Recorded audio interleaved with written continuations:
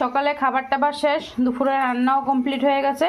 এখন ছেলের বায়না উঠছে পায়েস খাবে। এখন উনি অন্য কিছুই খাবে না, পায়েস মুড়ি খাবে। আর কি করা যা, বলছে যেহেতু বানিয়ে দিতেই হবে।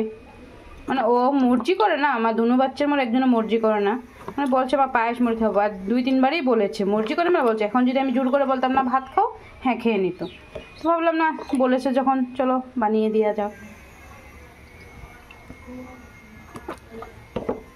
এখন বাজে পুরো 12টা 5। দুধটা বসিয়ে দিয়েছি, দুধটা জাল হোক তত অবধি চালটা একটু বেছে নিই।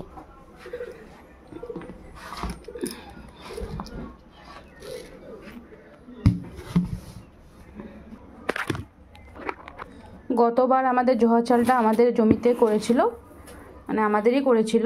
ওই জন্য 1 বছর পুরো মানে যেভাবে মন গেছে ওইভাবেই খেলাম, সবাইকে দিলাম। তো এইবার আমাদের নিজের করে নাই, অন্য একজন করেছিল, তো বলে রেখেছিলাম যে হলে আমাদের খাওয়ার জন্য অল্প দেওয়ার। আর বাড়ির জহা চাল হলে কি হয়, মানে গন্ধটা এত সুন্দর আসে, মানে কি বলবো, খেতেও খুব ভালো হয়। চালগুলি দেখো সরু, একদম সরু সরু, আর গন্ধ বেশ, মানে পোলাও বানায় বা বানায়, পায়েস বানায়, গন্ধটা খুব ভালো আসে। যেহেতু নতুন একেতে, তারপর আবার বাড়ির, তো চলো পায়েসটা বানানো যাক। আমি কাজু বাদামগুলোকে ভেঙে একটু ছোট ছোট করে নিয়েছি, যাতে মুখে যখন পায়েসটা পড়বে ছোটো ছোটো টুকরাগুলি পড়ে, যাতে বড়গুলি না পড়ে। কারণ আমার ছেলে বড়, মানে কাজু বাদামগুলো বেশি যে বড় হয়ে যায় মুখে পড়ে, তখন খুব ভালো পায় না। কিন্তু আমার মেয়ে আবার কাজু বাদাম বেশি করে দিবে, তাহলেই ভালো পায়। তো চলো দুজনেরই মন রাখা যাক। দুধটাও ফেনা চলে আসছে, এখন আমি চাউলটা দিয়ে দিব।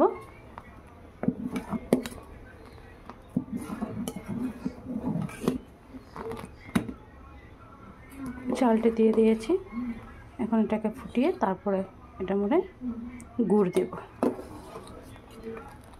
কিন্তু এখন কি হয়েছে, আমার ছেলে মেয়ে কি জানি গুড়েরটা খেতে খেতে মানে আর ভালো লাগে না নাকি, ওরা সাদা পায়েসটা খুব পছন্দ করে। তো সাদা পায়েসটা বানাতে হলে তো চিনি দিতে হবে, আর চিনি তো খাওয়া অতটা ভালোই না, অতটা মানে কি একদমই ভালো না। আর আমার বড় মেয়ে খুব মিষ্টি খেতে ভালোবাসে, কিন্তু আমার ছেলে অতটা মিষ্টি খেতে ভালোবাসে না, ও ঝাল টকটাই বেশি পছন্দ করে। কিন্তু মেয়ে প্রচুর মিষ্টি খেতে ভালোবাসে, কিন্তু মিষ্টি খাওয়াটা ততটা ভালো না। ওই জন্য যতটা পারি মানে তাদেরকে না দেওয়ার চেষ্টা করি। ওই জন্য এটাকে গুড় দিয়ে করব।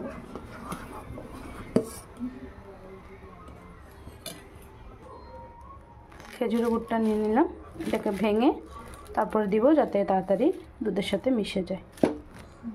আর আমাদের বাড়িতে মানে করা খেজুরের গুড় তো মানে মিক্স নেই এই গুড়টার মধ্যে, মানে একটু তো চিনি মিলাতে হবে, কারণ কি একটু চিনি না মিলালে গুড়গুলো ভালো করে মানে চাকা হয় না, ওইটা একদম লিকুইডই থাকতে হবে। তাহলে এরকম যেরকম এটা মানে চাকা হয়ে গেছে ওরকম হবে না, একটু মিলাতে হবে। কিন্তু বাজার থেকে কিনতে হলে কি হয়, অনেকটা গুড়ের মধ্যে চিনি মিশানো থাকে। কিন্তু এটা বাড়িতে বানানো তো ভেজাল একটু কম আছে, এই জন্য সেটা বলবো না একদম পুরা পিওর, সেটা বলবো না, মানে মিথ্যে বলা হবে সেটা বললে। আগে ব্যাপারটা আমিও বুঝতাম, তো এখন বুঝতে পেরেছি, মানে চিনি দিতে হবে, যার জন্য চাক্কা হয়।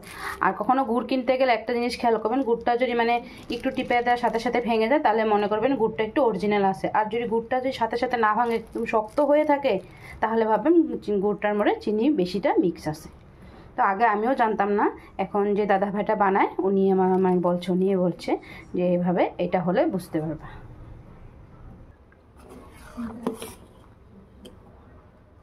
চাউলটা সিদ্ধ হয়ে গেছে, কতটা বোঝাতে পারছি বলতে পারছি না। এখন গুড়টা দিয়ে দিব।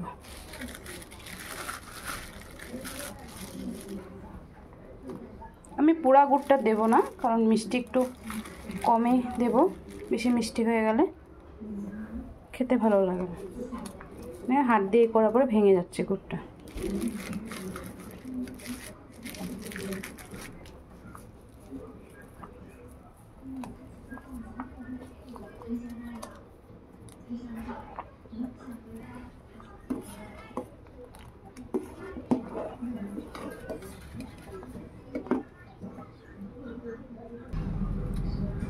গুড়ের কালার পায়েসটা কালারটা চলে আসছে, এখন বাদামগুলো দিয়ে দেবো।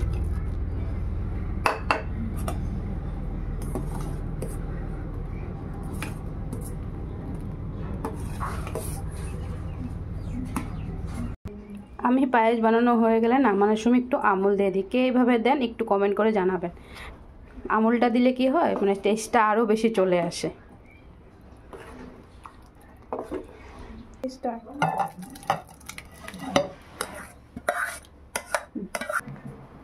মহারাজ রেডি, মহারাজকে একটু দেওয়া যাক।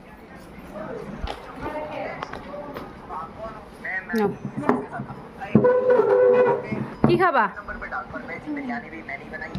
আমি খাবো এটা। এটা কি? পায়েস। পায়েস, ঠিক আছে খাও।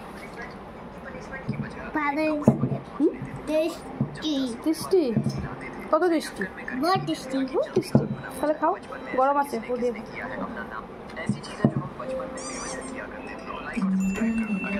গরমটা। হ্যাঁ, উপরে।